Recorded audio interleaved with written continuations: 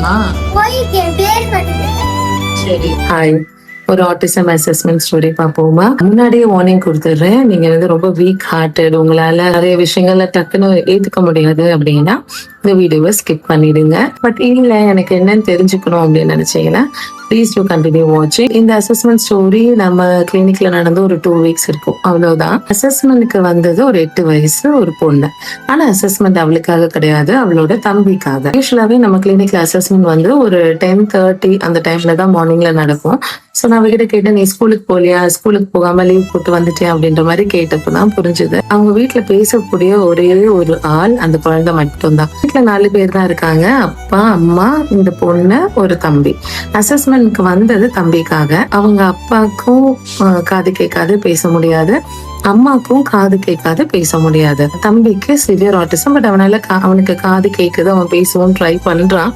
Rhymes அந்த மாதிரி ஏதாவது ஹம் பண்ண வச்சு செய்யறான். தெரப்பி கண்டினியூ பண்ணாங்க அப்படின்னா கண்டிப்பா அவன் பேசிடுவான். இப்போதைக்கு பேசக்கூடிய ஒரே ஆள் இந்த குழந்தை மட்டும்தான். அவன் என்கிட்ட என்ன சொன்னா அப்படின்னா, மேம் நான் வரலைன்னா உங்களுக்கு யார் புரிய வைப்பாங்க இவங்க சொல்றத? எங்க அம்மாக்கு பேச முடியாதுல்ல, அப்பாக்கு வேலை இருந்துச்சு. அப்பா வந்து ஒரு அயர்னிங் ஷாப்ல வேலை பார்க்கறாரு, அவருக்கு லீவ் கிடைக்கல. அப்பாவுக்கு வேலை இருந்துச்சு, அப்பா வந்தாலும் நான் தான் வந்தாகணும், நான் தான் பேசி ஆகணும். அம்மாவால பேச முடியாது, நான் தானே உங்களுக்கு பேசணும், உங்களுக்கு ஹெல்ப் பண்ணதான் நான் வந்திருக்கேன் அப்படின்னு துருன்னு பேசினேன். அந்த 8 வயசுல அந்த குழந்தைக்கு எவ்வளவு பொறுப்பா இருக்கா அப்படிங்கிற மாதிரி தோணுச்சு. நான் கேட்ட கொஸ்டின்ஸ் எல்லாமே, அந்த கொஸ்டினரே ஆக்சுவலி ஒரு 1/2 hour கிட்ட போகும். நான் கேட்ட கொஸ்டின்ஸ் எல்லாத்தையுமே அவளுக்கு எவ்வளவு தூரம் புரிஞ்சுதோ அதை வச்சு அவங்க அம்மாவுக்கு வந்து அவ டிரான்ஸ்லேட் பண்ணா. அவங்க அம்மா அதுக்கு ஆன்சர் பண்ணாங்க. இவன் எனக்கு அதை சொன்னா.